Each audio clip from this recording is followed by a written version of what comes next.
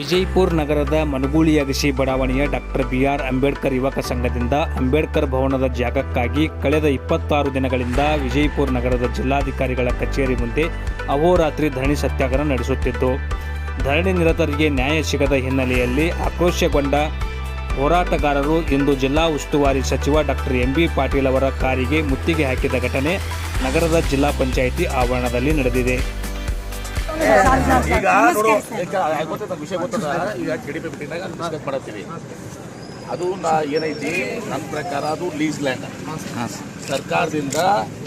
ಅದು ಹೇಳ್ತೀನಿ, ಪರವಾಗಿ ಹೇಳ್ತೀನಿ. ಸರ್ಕಾರದಿಂದ ಇವತ್ತು ದಿವಸ ಅದು ಲೀಸ್ ಆಗಿದ್ದು ಲ್ಯಾಂಡ್ ಏನ್ರಿ. ಲೀಸ್ ಇದ್ದವರು ಸಬ್ ಲೀಸ್ ಅಂತೂ ನಾವು ಅಂತ ಮಾಡಕ್ಕೆ ಬರಲ್ಲ. ಯಾಕೆ ನಾವೇ ನಮ್ಮದೇ ಅದು ಅಲ್ಲ. ಇದು ನಮ್ದು AVS ಸಮಿತಿ ನಮ್ದು ಐತಿ. AVS ಸಮಿತಿಗೆ ನಮಗೆ ಸರ್ಕಾರ ಲೀಸ್ ಕೊಟ್ಟೈತಿ. ಹಿಂದಿನ ನಾವು ಅಂದರೆ ಹಿಂದಿನ ನಾವು ತೊಗೊಂಡಿವಿ ಸರ್. ನಮಗೆ ಲೀಸ್ ಕೊಟ್ಬಿಟ್ಟು ನಾವು ಸಬ್ ಲೀಸ್ ಕೊಟ್ಟರೆ ಅದು ಕಾಂಟ್ರಾಕ್ಟ್ ಏನು ಲೀಸ್ ಕಾಂಟ್ರಾಕ್ಟ್ ಏನಿರ್ತದಲ್ಲ, ಸಬ್ ಲೀಸ್ ಮಾಡಬಾರ್ದು ಅಂತೇಳಿ ಅದಕ್ಕೆ ಕಂಡೀಷನ್ ಇರ್ತೈತಿ. ಸಬ್ ಲೀಸ್ ಮಾಡಿದ್ರೆ ಅದು ವೈಲೇಷನ್ ಆಗುತ್ತೆ. ಕಂಡೀಷನ್ದು ವೈಲೇಷನ್ ಆದರೆ ಕ್ಯಾನ್ಸಲ್ ಆಗುತ್ತೆ ಅದಕ್ಕೆ ಏನ್ರಿ. ಅದಕ್ಕೆ ನಾವು ಏನು ಮಾಡ್ಬೇಕಾಗ್ತದೆ, ಇದನ್ನು ಹೀಗೆಲ್ಲ ಇತ್ತು ಅಂತ ಹಾಕಿ ಸರ್ಕಾರಕ್ಕೆ ಪ್ರಪೋಸಲ್ ಕಳಿಸ್ಬೇಕಾಗ್ತದೆ.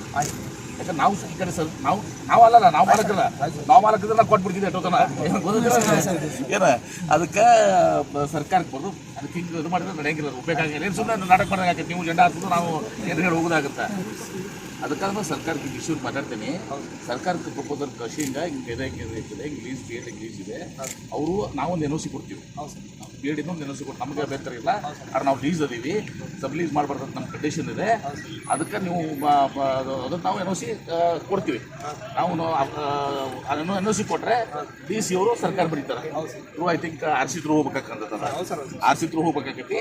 RC ಥ್ರೂ ಕಳಿಸಿ ಅದನ್ನ ಸ್ವಲ್ಪ ಇದು ಮಾಡ್ತದೆ. ಆ ಪ್ರಯತ್ನ ಮಾಡ್ತೀನಿ. ಈಗ ಬಿಟ್ಟಿನ KDP ಓಪನ್ ಡಿಸ್ಕಸ್ ಮಾಡ್ತೀನಿ. ಅಲ್ಲಿ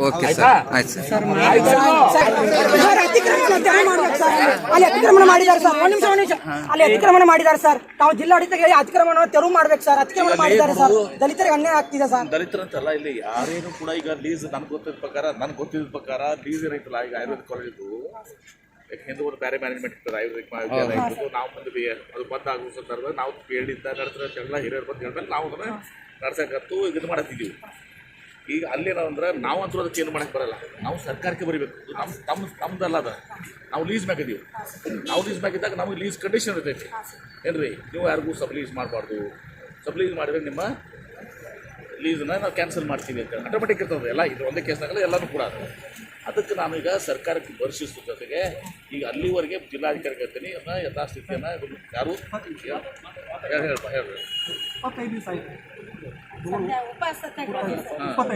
ಜಿಲ್ಲಾಡಳಿತ ಕೂಡ ನಿರ್ಲಕ್ಷ್ಯ ಮಾಡಿದೆ. ಆಮೇಲೆ ಲೋಕಲ್ MLA ಅವರು ಕೂಡ, ಲೋಕಲ್ MLA ಶಾಸಕರು ಕೂಡ ಅವರು ಅದನ್ನು ಚಕರೆ ಎತ್ತಿದಲ್ಲ, ಅವ್ರ ಸಂಬಂಧ ಇಲ್ಲ ಅನ್ನೋ ರೀತಿಯಲ್ಲಿ ಅವರ ಇದು ಇದೆ ಸರ್, ವರ್ತನಿದೆ. ಅಲ್ಲ ಸರ್, ಅದನ್ನೇ ನಾನು ಇವ್ರಿಗೆ ಹೇಳ್ತಾ ಇದ್ದೀನಿ. ಅವ್ರ ಆಫೀಸ್ ಮುಂದೆ ಧರಣಿ ಹೊಡ್ರಿ ಅಂತ ಹೇಳಿದ್ದೇನೆ ಸರ್. ಇವರೆಲ್ಲರಿಗೂ ನಿಮ್ಮ ನ್ಯಾಯ ಸಿಗಬೇಕಾದ್ರೆ ಧರಣಿ ಹೊಡ್ತಲ್ಲ. ನಾನು ಈಗ ನನ್ನಿಂದ ಆಗ್ಬೇಕಾಗಿದ್ದೆ ಎರಡು ಕೆಲಸ.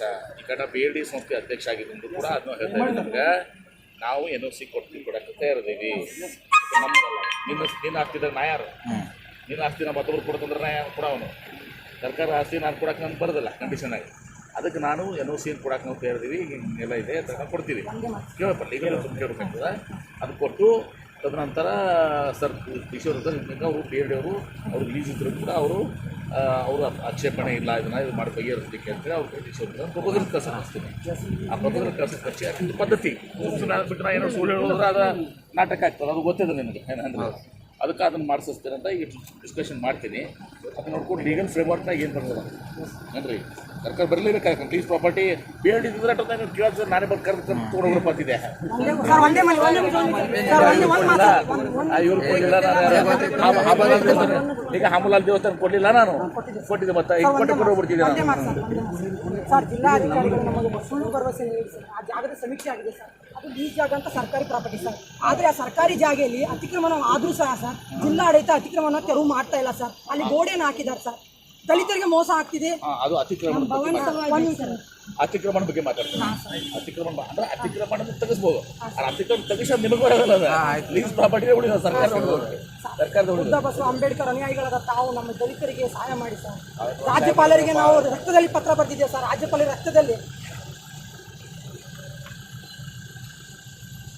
ಇದು ಸರಿ ಆಯ್ತು ಇದನ್ನ ಇದು ಅನ್ನೋದಲ್ಲ ಪೂರ ಫೈಲ್ ಕೊಡೋ ಪೂರ ಫೈಲ್ ಇದೆ ಸರ್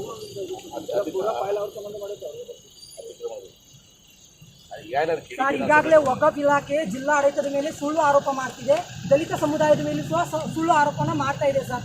ಅದು ಅವರ ಪ್ರಾಪರ್ಟಿ ಅಂತ ಸುಳ್ಳು ಆರೋಪ ಮಾಡ್ತಿದೆ ಸರ್. ಈಗ ನೋಡೋದಪ್ಪ, ಈಗ ರೆಕಾರ್ಡ್ ಲ್ಯಾಂಡ್ ರಿಕಾರ್ಡ್ಸ್ ನೋಡ್ತೀವಿ. ಲ್ಯಾಂಡ್ ರಿಕಾರ್ಡ್ ಕುಡಿದು ವಕ್ಫ್ ಆಗ್ತದೆ ಹಂಗಲ್ಲಪ್ಪ. ಕೇಳಿಗ ಈಗ ಬಿಟ್ಬಿಟ್ಟು ಒಂದು ದಿವಸ ಬಗೆಹರಂಗಿಲ್ಲ. ಸುಮ್ಮನೆ ಈಗ ಅದನ್ನ ಸ್ಟ್ರೈಕ್ ಬಿಟ್ರೋ ಮಾಡಿ ನನ್ನ ಮಾತು ಕೇಳ್ರಿ. ನಾನು ಸತ್ಯ ಹೇಳತ್ತೀನಿ ನಿಮ್ಗೆ, ಏನು ನಾನು ಸತ್ಯ ಹೇಳ್ತೀನಿ. ಅದನ್ನು ಬಗೆಹರ ಒಂದು ದಿವಸ 2 ದಿವಸ ಬಗೆಹರ ಅಂತದಲ್ಲ. ಇದನ್ನ ಸರ್ಕಾರ ಒಂದು ಅತಿಕ್ರಮಣ ಇದ್ರೆ ಅದನ್ನು ತರಬೇಕು.